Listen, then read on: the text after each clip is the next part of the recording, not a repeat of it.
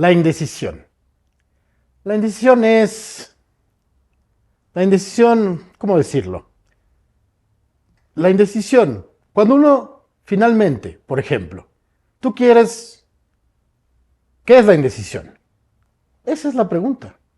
Porque yo ahorita te diría, ¿pero para qué? Cuando tú puedes averiguarlo en el episodio de hoy de Mira quién manda sobre la indecisión. Bienvenidos.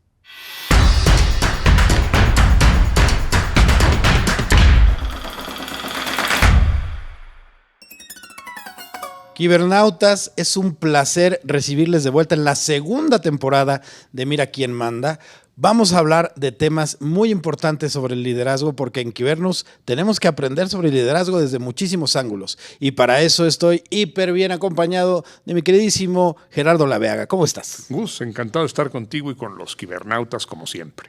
Es un placer estar por acá y fíjense que platicando estuvimos haciendo team back para ver qué les podíamos traer para esta segunda temporada y pensamos que así como hay cualidades para los líderes, hay defectos. Hay errores humanos que de pronto pueden traer consecuencias terribles y queremos hablar un poco de esos defectos, esas características que pueden afectar el liderazgo y nos fuimos con la indecisión. Anduvimos indecisos con cuál nos quedábamos, finalmente nos quedamos con la indecisión y cómo la indecisión ha afectado en las decisiones y en la historia al final cuando son personas que están en control de mucha gente o que tienen mucho poder. ¿Qué es para ti? ¿Cómo definirías la indecisión? ¿Qué significa en tus palabras? Gus, si decisión significa optar por una opción cuando hay varias posibilidades, A, B o C, escojo B, la indecisión es no escoger ninguna de ellas. Pero dice Jean-Paul Sartre, incluso quien no elige, ya está eligiendo. Porque si yo te digo, oye, ¿qué quieres? ¿Un café o un té? Y tú me dices, ni café ni té. Oye, manzana o naranja, ni manzana ni naranja. Ya estás eligiendo, claro. Ni una ni otra. No decidir, dice Sartre, es elegir. Pero en política esto a veces tiene costos altos. Claro. Y a veces la indecisión se debe a no tener la suficiente información. ¿Qué prefieres?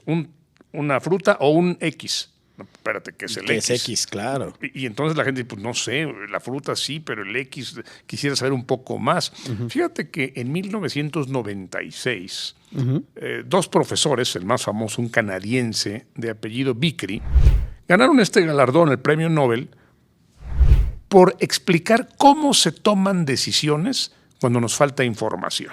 Eso está buenísimo. Y para un kibernauta, para hablar de liderazgo, es fundamental considerar cómo tomar decisiones cuando no tenemos la información. Claro. Yo te llamo, Gus, y te digo, oye, me voy de viaje. Te vendo mi coche, que es un BMW, te lo dejo en 50,000 pesos. Es del año pasado. Me lo compro, pero tienes que decir sí o no, ahorita. No, pues ¿Sí o no? Sí.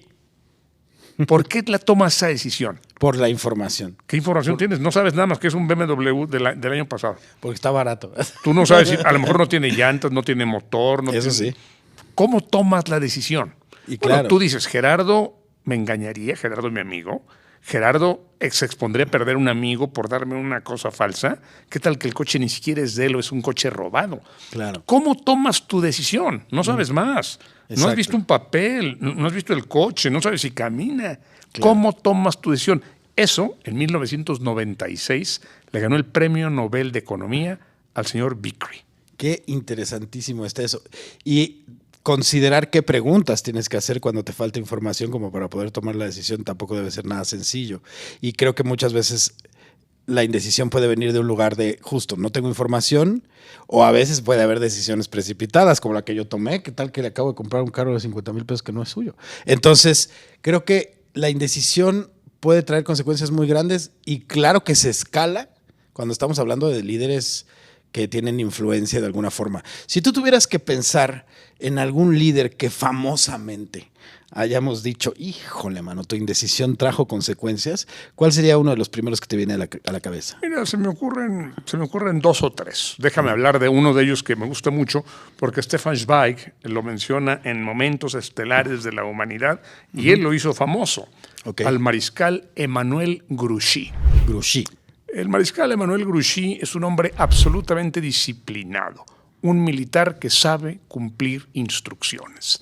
Toda su vida se entrenó para cumplir instrucciones. Muy bien. Y además su jefe era el gran estratega militar de todos los tiempos, Napoleón Bonaparte. Ahí nomás. Pero cumplir una instrucción de él siempre se cumple lo que él dice. Claro. Y cuando Napoleón regresa de Elba, ¿te acuerdas que había perdido en Leipzig? Sí. Lo mandan a la isla de Elba, ya no lo queremos aquí. Pero Napoleón se escapa de Elba, reúne a su gente, vuelve a tener a todo el ejército, llega a París, el rey Luis XVIII sale corriendo, dice qué miedo, ya volvió el emperador, pensamos que ya lo habíamos derrotado en Leipzig, y no, Napoleón está de vuelta. Todos los países o las potencias de ese momento, Inglaterra, Rusia, Prusia, Austria, empiezan a organizarse para derrotar a Napoleón. Y Napoleón sabe que tiene que derrotar a uno, a otro y a otro y evitar que se junten. Porque si se vuelven a juntar los 4 ejércitos, en ese momento él no tiene forma de derrotarlos. Sí, ya no tiene y su estrategia es, vamos con uno, luego con otro, luego con otro. El primer golpe se lo da al ejército prusiano, que se esconde en Bruselas. Lo pone en Bruselas. Pero luego viene el ejército inglés, comandado por uno de los grandes militares de la historia, que fue Wellington, el duque de Wellington, Arturo Wellesley, duque de Wellington. Y decide que va a enfrentar a los ingleses cara a cara en Waterloo. Así dicen los belgas. Waterloo. En inglés dicen Waterloo, Ajá. porque pronuncian como en inglés. Pero si lo dicen en Waterloo, sí suena más como parque acuático, ¿no? Y Waterloo suena más histórico. Es Waterloo, dicen los belgas, Waterloo. Y en esta aldea de Waterloo decide enfrentarse Napoleón con Wellington, la batalla de Waterloo. Pero sabe que los prusianos están en Bruselas y que se pueden juntar, y si se juntan no tiene manera. Y dice, voy a separar una tercera parte del ejército para enfrentar a los prusianos, que están encabezados por un militar, Blücher, el mariscal Blücher, que dice, voy a atacar en ese momento. Pero le encomienda al mariscal Emmanuel Grouchy, uno de los más disciplinados, vaya usted a esperar a los prusianos. Cuando lleguen, le rompe la cara. Okay. Y yo mientras le rompo la cara a Wellington. Con 2 terceras partes del ejército, puedo con Wellington. Y usted con una parte se enfrenta a los prusianos. Emmanuel Grouchy tiene una orden clarísima. Claro.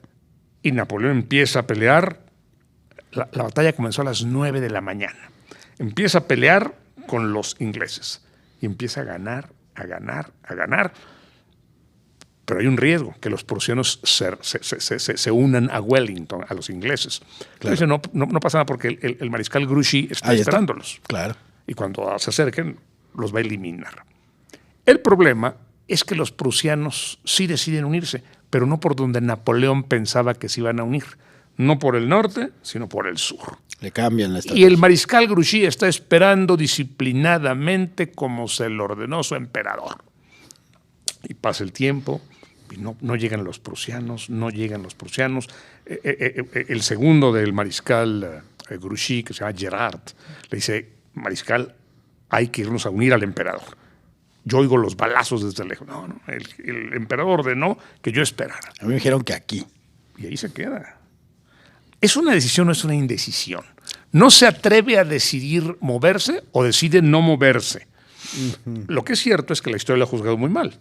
Porque los prusianos se unen a los ingleses y acaban con Napoleón en Waterloo. Claro.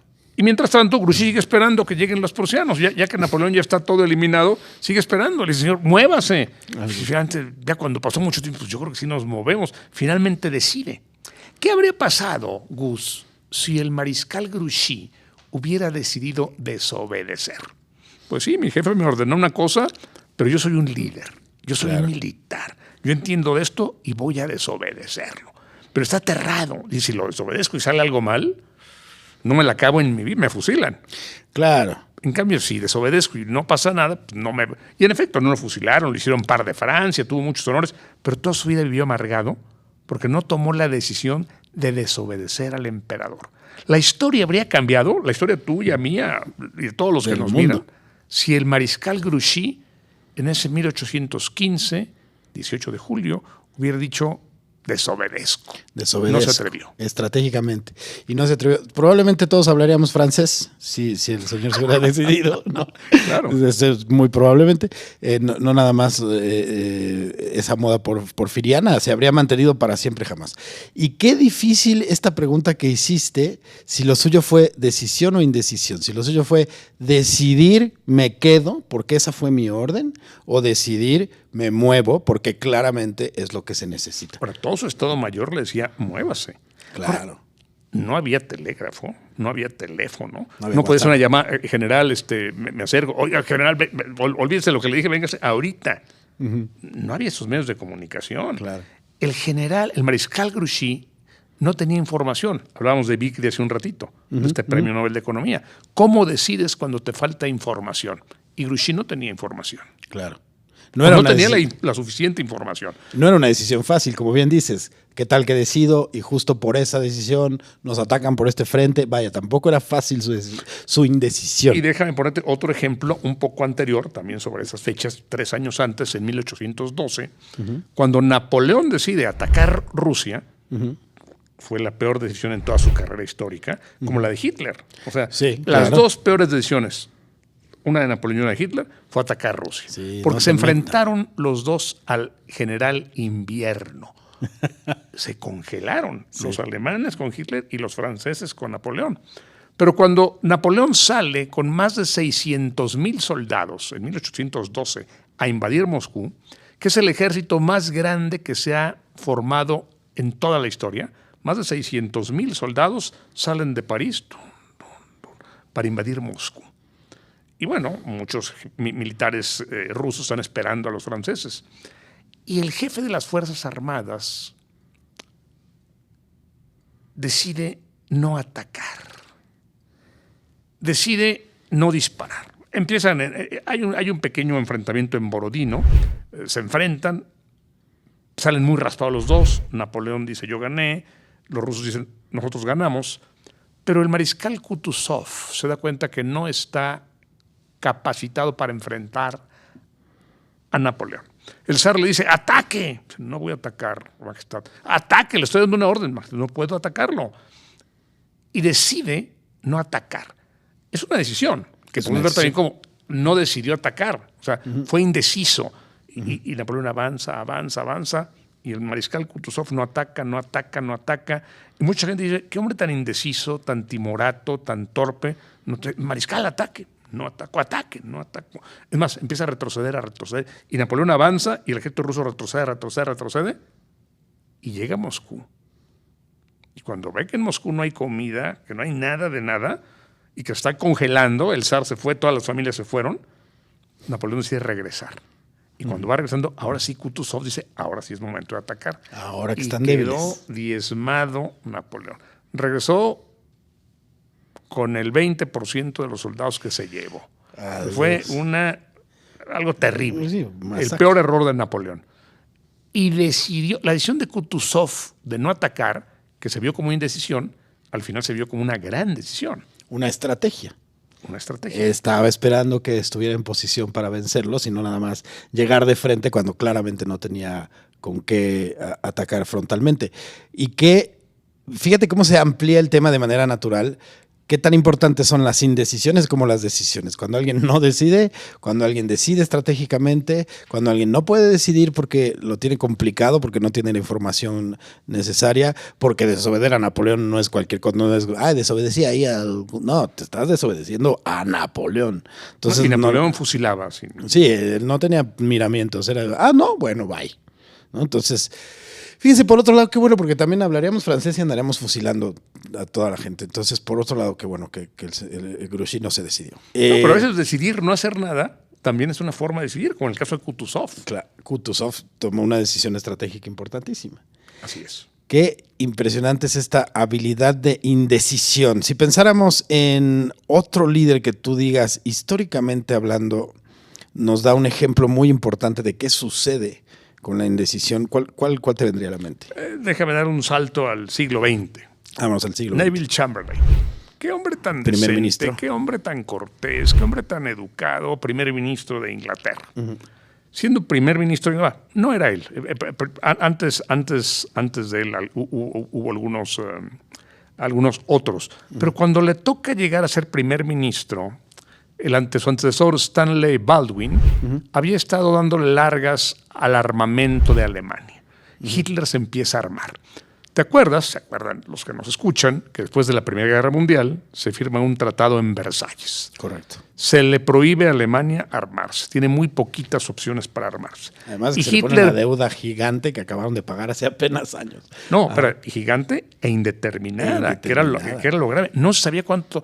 Cada año me van a pagar tanto. Sí, pero ¿durante cuánto tiempo? No sabemos. Sí, pero ¿hasta dónde? No, usted pague tanto. Y este año tanto. Y este año tanto. Bueno, pero ¿hasta cuándo se termina esto? Se lo decimos después. Sí. Que ese fue el tema de Keynes y otros muchos críticos. Decían, si usted dice cuánto debo, usted por lo pronto pague tanto. Y dijo Keynes, si no se determina la deuda y seguimos poniendo estas condiciones atroces a Alemania, va a surgir un populista que los va a levantar. Correcto. Usted no entiende. Y surgió el populista. Se llama Adolfo Hitler. Y los levanta. Y llega en 1933 a ser canciller. Y decide no cumplir con el Tratado de Versalles. Bueno, primero, no pagar la deuda. Entonces, Francia se siente muy lastimada y toma decisiones importantes, que es como ponerle banderillas a Hitler. No hablaremos de eso porque ese no es el tema de hoy. Sí, claro. Pero ciertamente Hitler empieza a armarse y empieza a tomar territorios que antes eran de él. Francia dice, hay que atacar. Inglaterra dice, no molesten a Hitler, porque encima de todo, de todo lo que les hemos cobrado, vamos a lastimar y se va a enojar más. Sí. Hitler empieza a crecer. Stanley Baldwin no tomó una sola decisión. En ese momento Churchill, que es un diputado, dice, hay que rearmar Alemania, vean cómo está actuando Hitler. Nadie hace nada. Stanley Baldwin no quiere problemas. Termina su periodo Baldwin, entra Chamberlain. Es más, y el anterior a Stanley Baldwin se llama MacDonald. Y Ramsay MacDonald dice, no solamente no tenemos que armarnos, tenemos que desarmarnos para que haya paz en el mundo. Churchill dice, hay que armarnos, hay que fortalecernos. No tenemos cañones, no tenemos aviones, no tenemos artillería. Y Hitler sigue armando. Y un buen día decide entrar a Austria. Pero como en Austria lo reciben muy bien, dice Chamberlain, ni le movamos, ¿para qué? Sí. Y dice Churchill, cuidado, este señor quiere invadir toda Europa. No, mire, la verdad es que Austria, pues hablan alemán, se unieron, era lo que había empezado Bismarck, la unificación de los países. Déjenlo. El problema es cuando empieza en Austria, llega y empieza a perseguir a los judíos. Claro. Y empieza a matar judíos. Entonces muchas voces empiezan a alarmar. Había muchos aristócratas ingleses que querían seguir con la misma línea. Y finalmente Chamberlain da largas. Y un día Hitler dice, ahora quiero los Sudetes de Checoslovaquia. Los Sudetes es la región que colinda con Alemania y donde la mayoría de las personas hablan alemán. Y bueno, pues quiere continuar unificando Alemania, Y Churchill dice, cuidado, señores, no haga nada, no se vaya a enojar. Pero cuando ya tomó los Sudetes, hay una escena muy famosa en la historia, ustedes la recuerdan. Chamberlain va a ver, hace varias visitas, la tercera es a Múnich. Es que en inglés dicen Múnich, pero los alemanes dicen München. Entonces va a München, o a Múnich, si quiere decirlo en español, va a Múnich. Y ahí Francia e Inglaterra acuerdan cederle Checoslovaquia. Por eso el presidente de Checoslovaquia, Benes, dice, yo no entregué a Checoslovaquia, nos traicionaron Inglaterra y Francia. Nadie me preguntó. Que habían prometido defendernos. Claro. Hitler toma los Sudetes y Chamberlain dice, nada más fírmele aquí, en este papelito, que ya no va a tomar nada más, que ya vamos a buscar la paz. Hitler le firma. ¿Cómo no? Y Chamberlain llega a Londres, señores, Herr Hitler me ha dicho que no tomará un metro cuadrado de tierra más.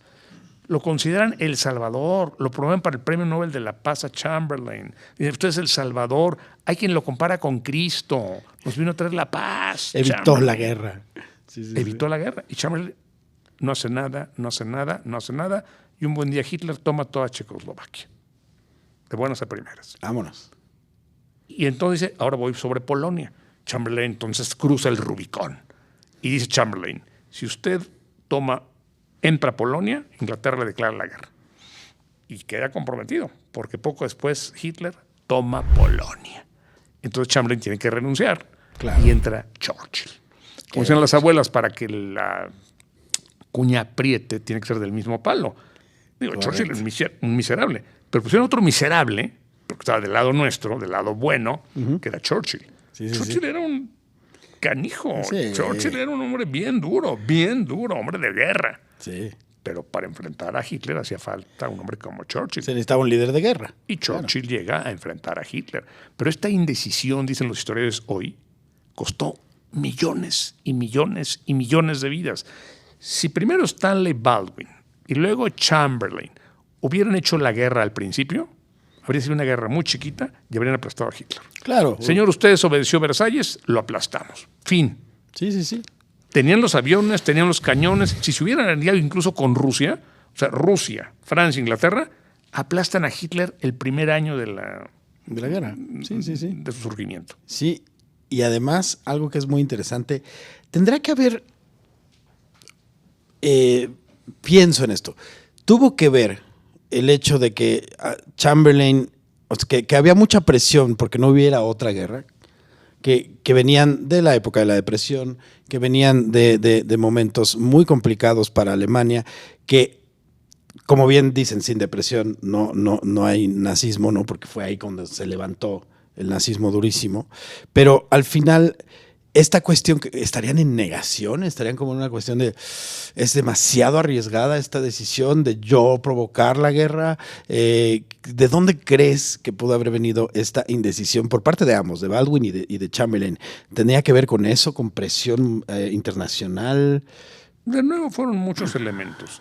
El primero de ellos tú lo has mencionado con todo tino. La gente ya no quiere guerra. Viene de la Primera Guerra Mundial. Si yo ya perdí a mi padre, ya perdí a mi tío, ya perdí a varios de mis primos, murieron, yo no quiero guerra. Ya vi lo que es eso, ya me bombardearon mi casa, ya sé lo que es ir. Yo mismo perdí una mano en la guerra, o conozco gente que perdió un ojo o un brazo. Claro. Otra guerra, otra vez la guerra. Acaba de terminar la Primera Guerra Mundial. Digo, fue dolorosísimo. Otra guerra, otra vez. No han pasado ni 20 años y ya vamos otra vez a la guerra. Sí. ¡Qué espanto! No. Entonces, la primera es esa. Segundo, los intereses económicos. Hay una gran cantidad de gente que tiene muchos intereses económicos con Alemania. Sin ir más lejos, el que fue luego Eduardo VIII, el rey, príncipe de Gales, que tenía negocios importantísimos con los alemanes, con los nazis. Los aristócratas ingleses dicen, no queremos guerra. Y tres, la visión pacifista de Chamberlain. Yo soy un pacifista, soy un hombre de paz, decía y repetía. Claro. Pero si hubiera tenido información, porque él mismo acabó diciendo, señores, pues tenemos que ir a la guerra. Hitler no es confiable, me engañó y hay que ir a la guerra. Y yo me hago a un lado y que entre el señor Churchill. Él mismo se dio cuenta. No era un hombre tonto. Sí, no. Creo que era un hombre bueno, pero desinformado. Claro. Y no tuvo el carácter de enfrentar. Por ejemplo, Churchill se enfrentó a todos. A mí no me digan a la guerra, punto. Vámonos. Hubo una advertencia, me acuerdo, de Churchill. Probablemente tú sí la recuerdas textualmente, pero después de que se suceden estas primeras oleadas de soldados ingleses ya en batalla, Churchill ya advierte a los soldados, prepárense para una masacre, como preparen a sus soldados y a sus tropas para una masacre como nunca se ha visto. Hizo esa advertencia como muy puntual porque al principio pues hasta había entusiasmo, ¿no? De, vamos a la guerra. Y después fue como, no, van al infierno y vayan preparando a su gente para allá. Era un tipo, como bien dices, duro y vamos a lo que vamos y cueste lo que cueste, ¿no? Durísimo. La frase famosa, cuando le preguntan, bueno, señor, ¿cuál es su plan de trabajo? ¿Qué promesas nos haces para ser primer ministro? ¿Qué ofrece usted como primer ministro? Y Churchill dice, lo único que tengo que ofrecerles es sangre, sudor, trabajo y lágrimas. Ese es mi plan de trabajo. Ese es mi programa de campaña. Qué fuerte. Y qué complicado debe ser un líder en esos momentos tan complejos, un líder de guerra, un líder de conflictos. Pienso, por ejemplo, ahora que mencionabas a Eduardo, que él es quien abdica, y después entra su hermano, ¿no? Me parece que es Jorge. Sí, así es, Jorge VI. Y a Jorge ya le toca esa transición de entrar a una Inglaterra en guerra. Cómo estos líderes tienen que enfrentarse a un montón de conflictos y de relaciones y de estrategias que un líder normal, o sea, me parece que las características de un líder de guerra deben ser muy distintas a las características de un líder cotidiano, ¿no? Por supuesto. Pero fíjate que la guerra, dado lo plástico que es, nos permite entender mejor las decisiones de un líder. Porque cuando decimos un líder político, decidió bajar el peso, decidió nacionalizar la banca, decidió destruir el Poder Judicial. Son decisiones que se ven muchos años después. Claro. Y que son controvertidas y que la gente dice, bueno, mira, tuvo ventaja. Las decisiones militares son automáticas. Contundentes. Tú ves prácticamente, decidió bien o decidió mal. Y ahí se mide mucho más un líder. Y por eso el ejército, como el arte nos permite entender mucho la innovación. El ejército nos permite entender mucho el liderazgo. Claro. Aunque no seamos líderes militares, quienes se están preparando para ser líderes en México o en el mundo, tienen que tomar de modelo invariablemente el ejército, la historia militar, la historia de la guerra, porque ahí se ven las decisiones. Y qué importante que son decisiones o indecisiones que marcan rumbos, que cambian el rumbo de la historia, que cambian el rumbo de la humanidad. Estos dos ejemplos que estás dando, que ambos hayan sido indecisos o hayan decidido no actuar, llevaron a consecuencias que al día de hoy son palpables, que son inconmensurables en algunos sentidos y muy mesurables en otras, muy medibles. Creo que algo que me llama mucho la atención y ya creo que ampliaría el tema a decisión o indecisión, es cómo esto va marcando muchísimo el rumbo de la historia. ¿Tú cómo considerarías, si tú tuvieras que decirle al kibernauta de a pie, ¿verdad? ¿Qué hacer a la hora de tener que tomar decisiones? ¿Qué pondrías tú en la balanza? Por ejemplo, en una decisión desinformada, sin tanta información, ¿qué pondrías tú en la balanza? ¿Cómo les darías tus recomendaciones como para tomar decisiones correctas en tiempos de crisis? Que no es sencillo. Yo creo que nada mejor para ejercer la política y el liderazgo que leer historia. Estoy convencido de eso, porque te das cuenta de qué ha funcionado, qué no ha funcionado, por qué funcionó esto en esta circunstancia, por qué no funcionó lo mismo en otra circunstancia. Una decisión que funciona en un año no funciona en otro, la misma. O una decisión que es muy productiva en cierto momento es un desastre en la otra. Y la historia te da perspectiva, la historia te da visión amplia de las cosas. Nada como estudiar historia. Porque además, cuando tienes que tomar la decisión, no tienes más. Decides con lo que tienes. Claro. ¿Derecha o izquierda? Decida. Claro. ¿Arriba o abajo? Decida. Y si tú no tienes esta formación o no has reflexionado o no tienes una prospectiva y una perspectiva amplias, estás condenado a fracasar, salvo que tengas muy buena suerte, que es otro elemento, y es un tema que tenemos que tratar. La suerte en política. El azar también tiene su jueguito ahí. Cuando una decisión que pudo haber estado totalmente errada termina bien, es algo que históricamente a mí me llama mucho la atención también. Pienso ahorita que mencionabas estudiar la historia, finalmente se dice mucho esta frase de quien no conoce su pasado está condenado a repetirlo. Santayana es el autor.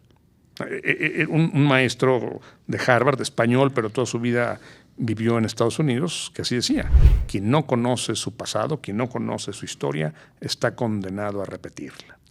Y qué importante, porque entonces en estos modelos históricos podemos encontrar las decisiones que tomaron como ejemplo para las decisiones que yo pueda tomar en un futuro, pero también entender cómo funciona el criterio a según si estamos en momento de crisis o si estamos en momento de paz. A veces tomar decisiones implica creatividad, a veces tomar decisiones implica empuje, a veces implica no hacer nada. No hacer nada. Como Kutuzov. Exacto. No haga nada, deje que Napoleón avance, que avance. Señor, está arrasando pueblos, déjenlo. Déjenlo, tiene que pasar, y estratégicamente funcionó. Y bueno, estamos ya casi llegando al final, se nos acabó el tiempo rapidísimo. Es que escuchar al maestro Laveaga, mira, se te va el tiempo así, ni te das cuenta, ya estás fuera del programa. Pero qué interesante, me gustaría invitar a nuestros queridos kibernautas a que se pongan a platicar en el Kibercafé sobre las decisiones e indecisiones. ¿Qué consideran ustedes que es importante considerar, que poner en la balanza a la hora de no decidir algo o de decidir algo? Si ustedes consideran que un líder debe ser completamente decidido, o si de pronto también está bueno cuestionar las decisiones, pónganse a platicar, pónganse a discutir, porque para eso es esto. Esto es para ustedes, esto es Mira Quién Manda. Estamos aquí para que el liderazgo crezca, así que yo estoy muy agradecido contigo como siempre. Siempre me dejas con ganas de de leer más, ¿verdad? De leer más. Yo no es que yo no sea una persona leída, pero después de escuchar al señor Laveaga uno dice, ya tengo que ampliar mi biblioteca. Muchísimas gracias por todo tu tiempo. Gus, un privilegio estar contigo y con los cibernautas que nos escuchan. Así que ya saben, hay que vernos en el próximo Mira quién manda. Nos encontramos. Hasta la próxima.